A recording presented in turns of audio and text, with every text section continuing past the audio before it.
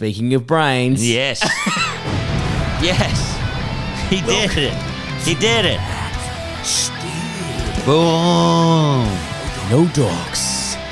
Ladies and gentlemen, welcome to Flatstick. We're back. They said we would never be back. Nick, guess who tried to stop us from being back this week? Brett, who tried to stop us this week? Drazik from Heartbreak High.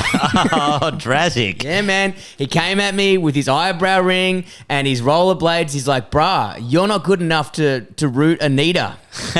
And I was like, yeah, watch this. And I didn't because, back in the day, she was underage. There you go. Are we using this intro? I went on a wild riff and, sometimes... I didn't throw the lifeboat out of there, brother. You just left me hanging there. I've done some wild jumps this week, but that was the most airtime I've had. Man, how cool was it when Drazik just rocked up in the second Captain America movie? Like he was one of the henchmen? Was he? Yeah, he was one of the bad guys. Oh, man. Did he have his skates on? No, of course not. I don't know if I can respect that. He didn't want to beat Captain America. Like, if he had the skates on, he would have fucking destroyed him. It's too much of a distraction putting Drazik in there. You know what I mean? He's too cool. He had that eyebrow ring, which inspired me to get an eyebrow ring many years later. Did you get an eyebrow ring? Yeah, I had an eyebrow ring. Can you see it there? Fuck, right? that And rules. then they always said when you play footy to tape up your piercings, and you're like, yeah, mate, whatever. Shut up. Shut up, you nerds. Anyway, got ripped out in a football match. So I was just hanging by a little bit of skin. Anyway. Oh, God. Worst part was my own team. Teammate just mucking around, shoulder barged me in the face. Oh, really? Yeah. Yeah, it was pretty popular. You sure they just didn't yell out like, "Poofda," and just rip it out? Yeah. Man, you're in Perth, that would happen That's straight the vibe. away. They love yelling out awful shit like that. Man, I've had a pretty action-packed week. The car, man, I'm in fine form. This week, guess how much the car has cost me? How much? $2,000. $2,000. $2,000. I'll tell you why, because I got Man, it's a Ford Focus. I know. You could have got a whole new shell. What did you do? Put a new, engine and chassis in it? Man, when it wasn't even that. It was, I went out to the car. I had work at like 5 a.m. and I started driving. I was like, why the fuck is it so cold in this car? I'm like, and I'm like putting up the heating. Someone fucking did my window in. Oh. Someone broke into my side window, smashed it. Obviously tried to open the door and steal my tools and shit. Must have got spooked and just left it. But I couldn't. I was like, fucking hell. Had to pull over on the side of the highway, gaffer tape it up.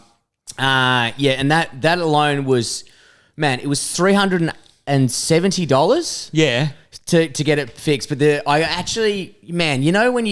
when you fleece yourself. Yeah. Like I gave these guys, these were cash only guys. Yeah. I messaged him off a number. You're trying to do it on the cheap. Trying to do it on the cheap. Yep, okay. These two dodgiest guys ever. No masks, of course. Yep. Full handshake. Just cough in my mouth, why don't you? Yeah. Handshake at the meet, and then he goes, no worries, mate. We'll sort it out. I've got a genuine Ford one. I was like, I fucking bet you do, mate. Yeah, right? yeah. Anyway, so he's got his sidekick, and he's like, get over here. And but did he just cut the fucking window off an old house into shape? I'm surprised he didn't just stencil How come there's not a blind stuck on it? Yeah, it's got a little pull down on it. Fucking hell. Yeah. So he rocks up, he cuts it off, he gets his like assistant. He goes, oi, whatever his name was, like Yule or some shit. He's like, get over here. And this guy like runs over and he's just got a dirty rag and he just wipes around the glass. And that was his only job. Then he ran back to the van. And I was like, fuck, that guy's probably on $12 an hour or whatever. Yeah. And I stupidly set myself up for this one because I told him the year of the thing, the car type. There's no way he rocked up with two options of tinted and untinted glass for this specific size because it was too small. Yeah. So I said to him, I was like, mate,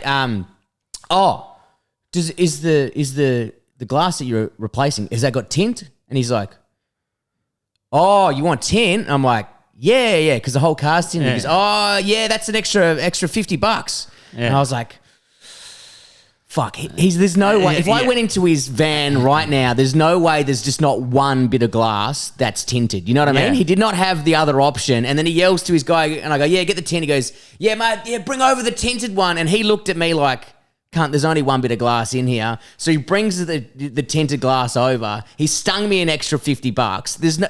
I've been scammed. I scammed myself. You know. I just wanted to go to him at the end. I'm like, mate, look, I know you said $50 extra for the tinted window, but there was no other option in that van, was there? Just for my peace of mind. Yeah, and he'd like, no, I fucked you. And I'm like, great. I just want to know that. That's all right. You can take advantage of me. It's just like you go, no tinting, thanks. He just yells at the kid to fucking just like scrape it off, just peel the tinting off the fucking thing. I should have said, no, I don't want any tint. And he's like, well played, sir. Just shakes my hand. Yeah. You can have it for free. You know? Squire, huh? Hands you a cigar. Yeah. Come round. Professional shyster. I love this shit. A real shit stirrer. Gets a tequila out and shit. Oh, fuck, that's but funny. then I haven't gotten my car serviced in a while. So I rock up, and I know I'm going to get stung on this one, but these guys are generally pretty good at this automotive center. They've, fixed tires for me for free after hours. I've bought in cartons of beers before. I've had beers with them before. Good dudes, but I knew there was something wrong with the accelerator and like the coil in it because it just kept jump starting and like it wasn't engaging properly, and I was like, fuck, how much is that? And he's like, $650. I'm like, all right, just fucking do it. Yeah. And I knew there's a problem with the drive rack. There was like fucking 2 seals that were leaking. I was like, replace that. And then he's like, yeah, man, and also the engine mount, the rubber on the engine mounts. Fuck. And I went, all right, you got 2, cunt. You got 2. Yeah. You're not getting a third because this is the thing. The engine mount rubber is there's 3 of them on a car, and it's just a piece of rubber that stops the metal from the engine. Yeah, exactly. And I was like, how much is that? $350. I was like, cunt, you were having a laugh. You know what I mean? Yeah. I was like, I don't need it. Let the car vibrate as much as you want. Yeah. So the overall service bill, $1,550. Oh, man. Yeah, engine mounts on a fucking Ford Focus. You're like, the piston doesn't even go that high. It's The not. car, it's like a fucking 1.3 litre. I'm not worried about $4,000. I'm not worried about vibration. Fucking hell. And It could do with a little more vibration. It's a bit too silent down there. Yeah. I need to feel something, you know? I need to feel something. It feels like it's a fucking Tesla. It's got no motion. But the saving grace for the day is I rock up, and guess what is in the car park, Nick? What? A 1977 Trans Am Firebird. The Did you get a photo? Of course I did. It's on the Oh, account. my Check out the God. account. Oh. And man, it was so funny because he hands me this whopping bill, and then I go, "Oh, is that a 77 Firebird out the front?" He goes, "Yeah, that's my baby." And I was like, "Oh." After getting that, that $1,500, I was like, pretty expensive car. And I was like, I fucking paid for half of that. But then he backs away. He's like, oh no, my mate kind of gave it to me for a deal, and I helped him out, and I did a couple of. I was like, fuck off, cunt. Oh, yeah. What'd you get on Afterpay, mate? Yeah, fuck off. Yeah. Those fucking new rims you'll be rocking next week because I'm fucking my back. You know? Mate, that's crazy. Yeah, man. Before we went into the fucking lockdown, I forgot to tell you about it. We went to this place called the Q Club. Yes. With the boys from Bolter Beer. So fun. What is the Q Club? Oh, man. It's this place in Carlton, and they teach you how to barbecue. We need to go. I know. It was so good. So what, like slow cooking? How are we talking? Slow cooking. They teach you how to do salmon. And you're like, fucking salmon, who gives a shit, right? Ugh, salmon, right? What am I, a fucking dork? Yeah, one of the best. Really? Yeah, believe it or not, smoked salmon is really good. I didn't make the connection, but it was fucking amazing, man. This tastes like smoked salmon. He's like, it is smoked salmon. But man, it was funny. I had Barnesy there, the pitmaster, and Noddy, my housemate. And if you don't follow Nick Capper's Instagram account, his roommate Josh Barnes is the pitmaster. He's out there. He's always doing brisket. He's got 12 hours a day drinking beers. It's great, but everything the guy said not to do, we'd done. He'd be like, yeah, and this. And we're like, oh, yeah, we did that. And he's like, oh, yeah. And don't make sure you have the foil really tight because you don't want the juice. Oh, yeah, we didn't put it on tight at all. And the juice came running out the sides. He's like, yeah, it's probably why it was dry and shit. It was just So ticked all good. the boxes. Oh, So basically, mate. what do you rock up, you have a few beers, and this guy's like a master chef or some shit, and he's like, "This is how you do Yeah, I it." think it's like $200 or something. And man, you have Fucking more hell, than he enough. saw you coming more than my mechanic did. $200 to barbecue. Fucking hell, Man, you have more than enough food. Oh, he gives you the food. Yeah, the food's included. Okay. And then the owners, this lady and a guy, they met. She's Dutch.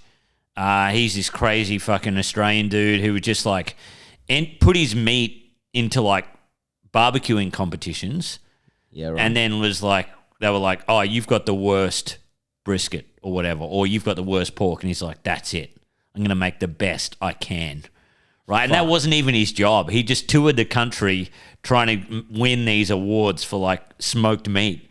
And he's like, you know what? Why don't we just open up a fucking restaurant that teaches people? And we bought some meat from there, and it's so good, man. And there's all these things like, I thought you'd leave the fat on. Yeah. I thought you'd leave as much fat on as possible. Yeah, I thought you would as well. No. You make sure the fat is evenly distributed. See, I'm It's already learning. wild, man. But in Australia, I mean, we're not very proud of many things, I don't think, but barbecuing is a tradition that I think we're proud of, but most Australians are pretty shit at it. Oh, but being horrible. a bloke at this barbecue course, just going, this is how you do it. Was there about like 17 other cunts there going like, well, I actually do it this way and it's better? Or it was just people listening? Brett, because, I'm fucking pretty big deal and stuff. This was a private one. It was a private lesson. Private one. It was a private lesson. For four of us, yeah, for four of us. The real question is, where the fuck was my invite? Ah, man, you were busy. Yeah, well, I don't remember getting the invite. No, there wasn't. There was only 6 spaces, but we had a fucking good time. It was really, really good. Yeah, they had a no Brett policy. You heard it here first. Nick Capper is a fucking massive dog. I'll get you one. It's fucking sick. We should do another one. Okay. But yeah, the meat we bought there. We bought some meat afterwards. It was crazy. You can eat at the restaurant there. It's fucking wild. Just for your knowledge, just so you know, I'm more about the drinking than the cooking, but yeah, I will get around it. Man, and also this isn't a paid sponsorship or anything. It was just fucking great. It's for because you and I, we tried to get into barbecuing. Yeah. And man, this place is the place to start. You know, we stayed true to Al from Bluestone Barbecue. We love Al from Bluestone. And I told them about Al. I said, you got to go to Al's, and they hadn't been there. I love how you had to mention this wasn't a paid sponsorship. It's like, yeah, cunt. Everybody knows. No one's paying to be No on one's bloody- paying fucking No one- fee. We have to pay them. Yeah, we have to literally pay- a subscription to Podbean every year. We see no return. We see no returns. But speaking of great returns, Nick, who is this interview we're about to have with now? Do you want to introduce it? Bang, go. We are going to speak to Hewan from Ellerspeed in Brisbane. Ellerspeed, they do custom motorbikes, but they don't do Harleys and shit like that, do they, Brett? They've got a few Harleys, but they've got the king of the motorbike. Yeah. They've got the one and only, the Flat Stick Hall of Famer. They've got the DR650, which they did a sweet little mod on. But ladies and gentlemen, here's the interview with Hugh from Ellerspeed. Enjoy. Oh.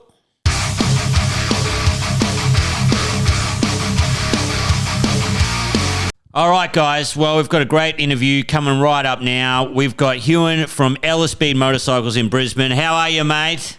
Yeah, good. Stoked to be here. Thanks for having me. Oh, great. Oh, sorry, a bit of a delay. Did I talk right over you then? Man, thanks for coming on. We were following your page for a while, but then we saw our favourite bike, the DR650, and fucking hell, we got hard for it. Yeah, let me see if I can flip the camera so you can see this thing. Yeah. There she is. Wow. Jesus Christ. So stoked you noticed that one. That's one of our most recent builds, which is cool. Yeah. So before we get into this, just how beautiful this machine is, let's just who are you guys and what do you do for everyone else out there, for the layman out there who don't know of this beautiful place that we're seeing before us, you know? Yeah, so we're basically a custom shop based in Brisbane, and I'll just walk out and give you a quick. Here's the front of the shop. There you go. You can see a couple of bikes out here, and then we walk inside, and this is our little shop here. We basically build just custom bikes for people on commission. So we don't service bikes, we don't sell bikes. There's the workshop. That's where all the dirty stuff happens in that side. Steve's hiding over there. So yeah, we just do builds on commission. We do all kinds of stuff, cafe races, bobbers, choppers, that kind of thing. And yes, our background's in design, so we like designing custom bikes and then build them for people and yeah, just froth on them ourselves. So this was one that one of our clients sort of wanted us to do, and we sort of came up with it and went through it, and yeah, that's the finished result, I guess. So, mate, so the client already had the DR650, did they? And they bought it to you? In most cases, the clients will have the bike, but in this case, he didn't. He actually had a WR250, and he said, "Oh, I want to do like a street scrambler type build." And we said, "Well," and he was like, "Oh, I don't know if I want to keep the WR or not." And we said, "Well, look, it's probably not the best one for you. What you want to do?" Because he wanted to like ride up the coast and all this kind of stuff, and WR is a bit highly strung to be sitting on the highway. So he said, "Look, the DR650 is actually really good. You should buy one of them." And he looked at it and he was like, "That's the ugliest bike I've ever seen, but I'll trust you." And was like, "I'll buy one." And then went and bought what we call the donor bike, the stock bike, and then dropped it off here for us to do the build.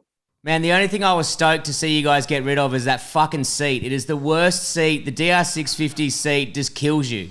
Yeah, the two of the guys here have got stock DRs as well. So yeah, there's plenty of complaining about stock DR seat around the office. So that was definitely went to the trash bin straight away. Yeah, the first thing I'd throw out would be the suspension, and the second thing would be the seat, because that kills me every time.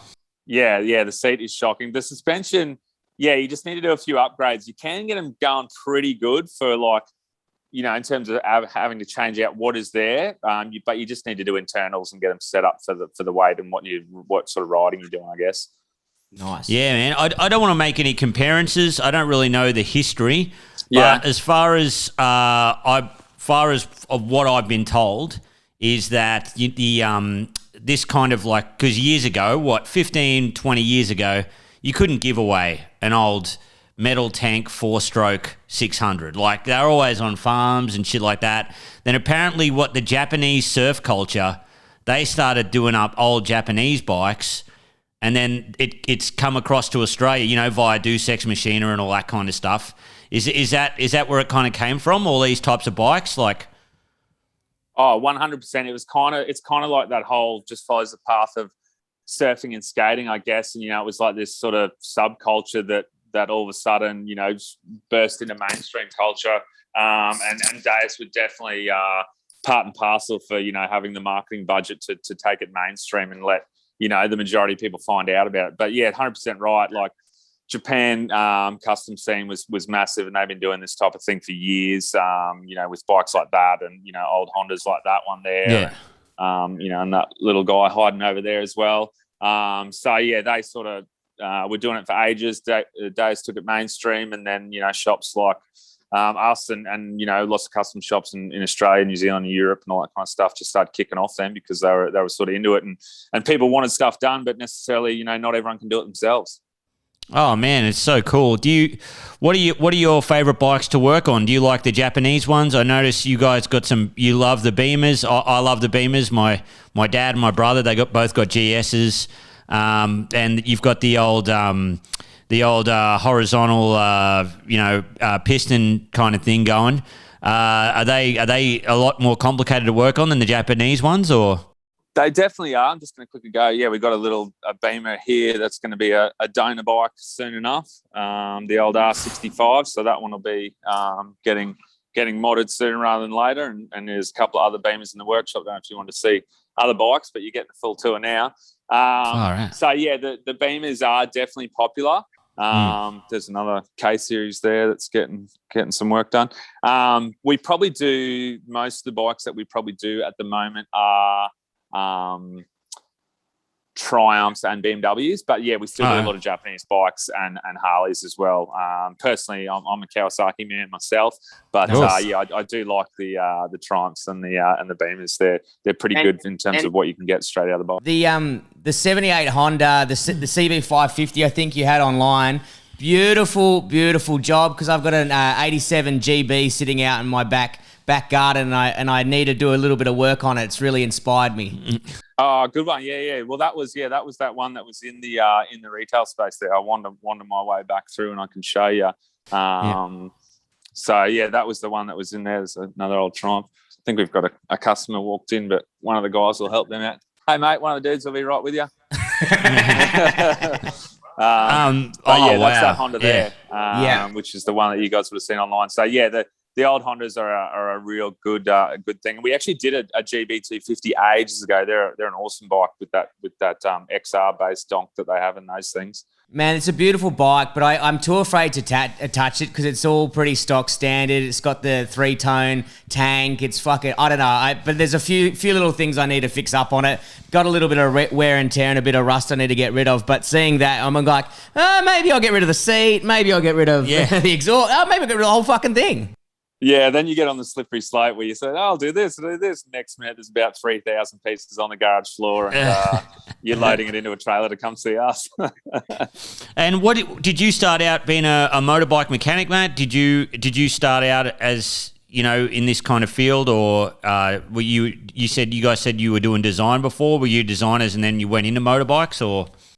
Yeah, so the majority of us are designers. My background's in web and online. The other guys, Steve and Leo, that started are into industrial design. So the whole background was in design. And the first bikes, Ellispeed's been going for about 10 years now. The first bikes that Steve and Leo built, 2 Hondas, were basically design projects. So they did two as a design project, and then they got.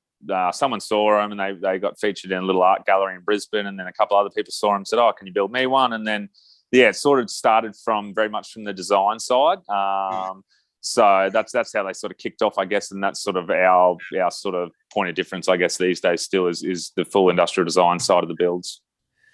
Now, we got a question from a few of our fans. Obviously, they were big fans of the DR, and then you did a DRZ as well. They loved all that. They froth on anything DR related. But one of the listeners said, if you had $10,000 and in 10 days, what bike would you build on and why? That is an excellent question. That is a very good question. It would definitely probably be... I think probably the easiest cab off the rank would be like a mid-2000s Triumph Bonneville. They're air-cooled. Nice. They've got a pretty solid base. They were making them for like 15 years in terms of the late modern classic ones.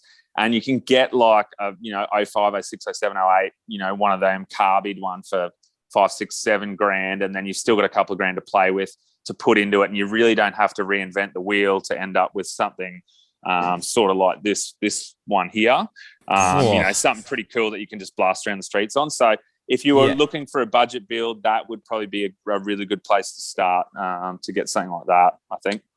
Oh, great, mate. That's awesome. Now, are you guys, I notice you guys advertise a lot about Dust Hustle. Can you tell us about that? And look, I've got an XT600.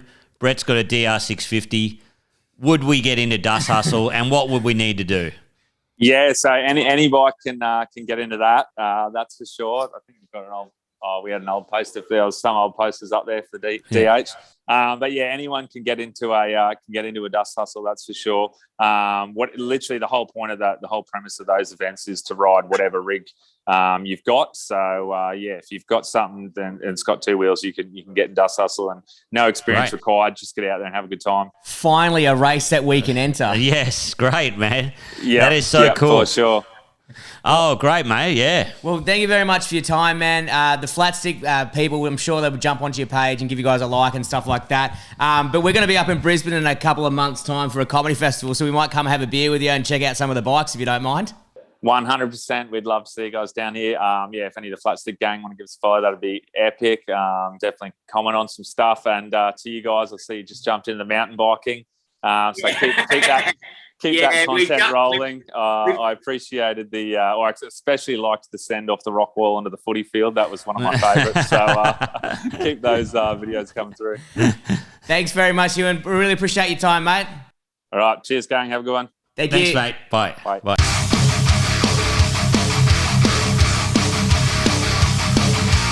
Man, how good was that interview? Yes, it was incredible. I loved it. Man, this Dust Hustle race has got me kind of horny. Man, I'm always horny. This has made me extra horny. So we got to take our bikes down to the Gold Coast. Well, the bikes are already in the Gold Coast. They're already there. All right, it's going to happen. We find the date that it's on, Yep. and then we race our bikes for the first time ever.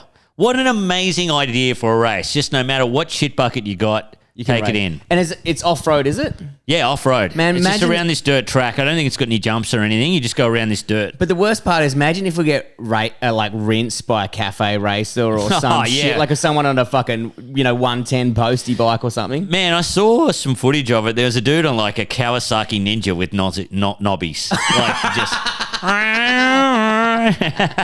Man, you won't be able to get him on the straight. That's for sure. But man, what an amazing story! I could have spoke to Hewan all day. Man, it was so cool. I mean, it sucks that we got to do these Zoom little things for now, and that we, one day Flat Stick will be so big that we'll just fly ourselves It's a over way of there. life. Yeah. Yeah, We'll fly ourselves Yeah, over yeah. there. Private take the jets. limo there. Take the fucking EB limo. You know what I mean? EB limo. Oh, and God. then we'll go, Hewan, fix this bad boy up Imagine for us. if we had enough money to have an EB limo. That Man, would we be- saw it. It was like 10 grand, remember? Oh God. But we go to Hewan. Hewan, do your work on this, and he'll just look at it and go, "Mate, it's an EB. It's already perfect. Nothing needs to be done here." Yeah, of course. Man, we had a great chat to him. He's done some great modifications, and Nick, we've started. The boys are mountain biking now, right? Sorry. Oh, sorry. Also, go in there and have a chat to them, because I mean, yeah, it's probably a bit expensive, but also, if you're a dude in our age group, Yeah. and you want to live again, but you can't afford like a fucking custom car, Yeah. is so expensive. But you can get away, under 20 grand for a motorbike. Yeah, yeah. So, man, go in there. Well, Also, he said under 10 for a Bonneville. under 10. You Yeah. could- but, imagine riding a Triumph Bonneville, man. That'd be sick. This Man. is also unpaid. This is also unpaid, we know. Which is what we forgot to mention last week is whenever we have chats with these awesome legends like Hugh, and we had a chat to David Walsh, can all our listeners please go on their Instagram, follow them, message them what you liked about the interview. It just helps Yes. us lock in better interviews for next time. Yes. Then eventually we'll be able to interview Gemma Jameson or someone famous like that. Oh, that we're Jenna a big, Jameson. that we're a big fan of. Man, maybe we might even get Drazik on here. Drazik. Oh, Imagine that. Don't tease me. All right. Now I'm hornier than Jenna Jameson. Man, I think she's no longer horny. She's had all the horn. That's possible. Nick, the boys have started mountain biking again. Yes. And you were telling us. Sorry, I'm just looking at my notes here. Oh, what have you got in the notes for us? Just for my Ripper of the Week later on. I'm sorry. Man, I'm that's sorry. all right. You flick through. I'll tell them this part of the story. Yes. So obviously, we are the new kings of mountain biking. No one can touch us besides those kids who are way better than us. Yes, so and pretty much much better anyone than us. else who puts more than 2 minutes of effort in. But we've started. Yeah. We've started doing our crazy night rides. So basically, we got bikes on the torch, and we hit this hectic track. Last night, man, this old lady saw us on this track, and she was like, "Are you going to ride down there on your mountain bike?" And I was like, "Watch this, sweetheart." Then I made out with her, and then obviously cleared Yes. everything. And Yes. then Nick came down after. But Nick, on the way back, you were telling us this great story because we said I was so happy that we only got single front suspension on the mountain bikes because I'll do you can this still later. use it as a general ride around bike and not the Julies. But you told us a story about this, your mate. Yeah. So I don't know, like, because we've been going on walking tracks. Yeah. So the tracks really aren't meant for mountain bikes, but No, the sign specifically says, "Please do not take mountain bikes on this track." And then we're like waiting till dark and then sneaking them on. and it's so rough, it's crazy, and it's at night. It's sick, man. But we were talking about getting a dual suspension at one point or whatever. But I remember my uncle and my brother and I and a mate of mine, Josh, over it. Legend, if you're listening, how are you, mate? One of my best mates ever. He's not listening as well. He's not listening. He's not part of the 100 listeners. Yeah, Josh isn't this isn't a paid endorsement for Josh either.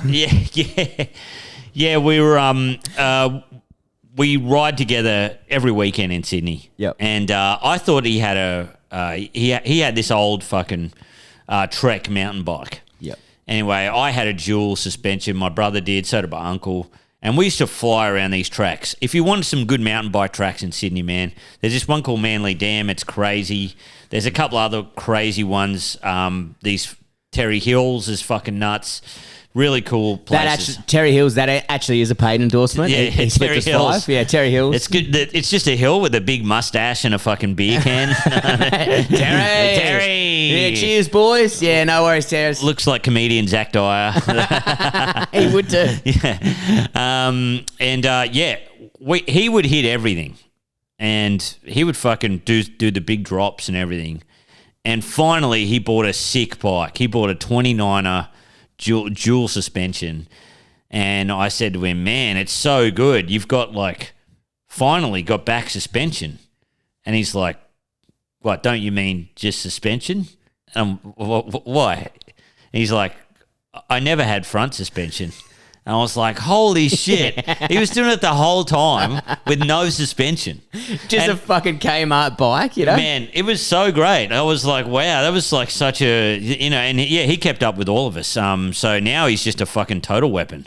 So I was thinking that's why it's so cool that we got hardtails. Man, we can just hit these trails. The bikes, when I used to do mucking around jumping that we used to make, I had a Redline, the BMX. Oh, Redline, Redline, so cool. man, I got a photo.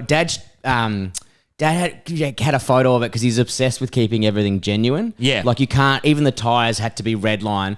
But it came and it had the foam little pads on it. There's an awesome photo. I'm so annoyed I fucking sold it. I'm so annoyed. Like I only sold it maybe 10 years ago, just before I moved to Melbourne because I needed to put money together. It'd be worth an absolute packet. But I remember just my balls hitting the fucking necks. Just so many, it just stick out and you're like, fucking hell. Oh, man, yeah, me too. GT Dyno. Yeah. I remember just trying to hit jumps on my GT Dyno. I think it was $400, which was huge back then. Yeah. And I just hit these jumps and fuck. And it was either getting fucking smashed by the neck or the bear traps flinging around and just going straight into your shin. Oh, that was brutal. A bear trap went into the back of my leg once. Just all stabbed into the back. So brutal, man. Man, they're good until you come off or you slip while riding. Yeah, we did these night trails, and it's so funny because you got to keep momentum. Yep. And you go along this path, and then it's next to a river, and if you fall off the side, now I was following Brett, right? And I just thought I'd slow down because I was flying along and I thought I'll slow down. I slowed down too much. My front wheel hit the side of like a guide rail. Yeah. And then I just fucking cartwheeled off the side down the riverbank. Like I did like 3 cartwheels. The bike went totally sideways as well. Because we're normally pretty close on each other's heels, just fucking being a pain in the ass. And then I was like, I'm going to get away from Kappa for a bit and just fucking hit this bit and try and put some time down so then I could get off the bike and be like, oh, it took your time, like a fucking idiot. And then I was like, man, he actually is taking his time. I was like, oh, fuck, he's come off. And then I see you come around the corner and you got like it just looked like you had wild sex with a bush or something because you had all this shit in your hair and you're like, man, I came off. I was like, what, off the side? You're like, yeah. I was like, how far did you fall down? You're like, oh, just 2 or 3 rolls, like 4 meters. I was like, man, so brutal. That is sick. I wish I saw it. Yeah, but man, so cool. Now that we've got lights in our bikes, it's a whole new dimension. No one's on the walking tracks. It's wild. Every time Nick messages me, he's like, man, you want to go for a ride at 3 p.m.? I'm like, no. I'll go for a ride at 6. I'm just loving the night ride, which is actually going to be a great, because tonight what we're going to try and do is we're going to try and put our GoPros on and take you guys for a little tour on there. So that will be available on the gram or on the YouTube channel. So make sure you check that out when it comes. But Nick, you've got a Ripper of the Week. Yes, I've got Ripper of the Week if I can find it. I'm so sorry, guys. This is... If not, we can just do it next time. Okay. We'll just do it next time. Okay, well, fuck it. We'll just do it next time. But man, we got heaps of stuff. There's heaps of drawings of monkeys in here and sausage dicks and things like that. Yeah. So, man, what we're going to do is, part of this footage, if you're on the YouTube channel right now, you'll be able to see it. If you're not, jump on there, jump over there, check out the video. Just remember, LSB, jump on their page right now. Hit like, subscribe, follow, message them which is your favourite bikes. Do the same for fucking David Walsh. That stuff helps us get people on this podcast, and which only benefits you guys, really, when you think about it. Yeah, and big thanks to everybody who sent in different places for us. I put a question on the gram going, where's some good places to ride mountain bikes around Melbourne? They said Langwarry or somewhere like that. Yeah. That looked good. Is it Lyndhurst? Something begin with L. Looks sick, man. We got to go. Man, and more exciting news is potentially there is flat stick merch coming out, Nicholas. Maybe. Yeah. Maybe we're not, Maybe. and we're not. You know, let's just say it's their tank stickers, and there's a limited release because we don't think anyone will buy them. It is a paid endorsement. Ladies and gentlemen, man, how good was that Ellis Speed interview? Fucking excited about that. Yes. I'm excited I pronounced it right. Yes. Nick's friend's fucking a wild man. I've got ripped off by mechanics once again, even though he does have a Pontiac fucking Firebird. So, ladies and gentlemen, thank you very much for joining us on Flat Stick. Until next time, keep it flat stick.